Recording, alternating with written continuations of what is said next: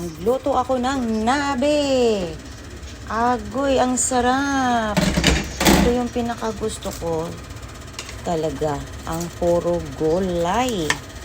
Ayan. O, diba? Nasaan na kaya ang laman? Actually, ang laman nasa ilalim lang. Crabs. Oh. Kani nabe. Crabs nabe. O, ayan. O, kunti lang din ako maglagay ng crabs. O, mahal eh. O, diba? Lasang-lasa lang siya. Panglasa lang yan. O, ganun lang guys ang aking kakainin tonight. At saka yung mga niluto ko kagabi rin. Walang bisita, walang kumakain. Ako lang. Ang anak ko ayaw. Dalawa lang kami. O, ayan. Isa pa. Takpan pa natin. Ang ingay talaga ng ano ko. Hindi ko pa siya naayos. Yung exhaust fan. Yes, buksan natin. Oh, yes! Ang sarap! Ito ang pinakagusto ko. Ang sarap. Puro gulay lang halo-halo. Lagyan ng crabs. Ang sabaw nito yung sabaw nila na nakapak. Sarili nilang lasa yun. Tapos, lagyan mo lang ng gulay. Lahat ng gulay ilalagay mo. O, diba? Takman natin. Tikman natin. Tikman natin. Wow! Wow! Ang sarap! Ay, ano ko muna siya. Ito ang pinakagusto ko. Napakasarap. Wow, mapawaw. Mapawaw ka talaga.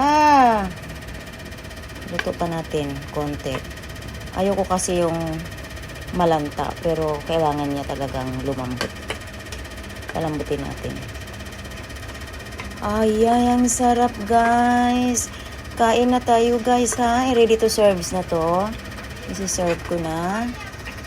Ay, ang sarap. Ang kani ko nasa ilalim lang. Oo.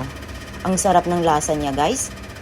Parang gusto ko nang talagang magsabaw na. Higop na ako ng sabaw. Ready to serve na. Eto na. Bubuksan na natin. Naka-ready na siya. Taran! Wow!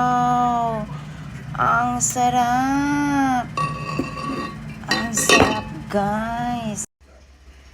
Ang sarap, guys! Lagyan natin dito ang sabaw. Ayan. Lagyan natin ang sabaw. Ang sarap. Gusto ko kasi sabaw. Ayan, ang sarap.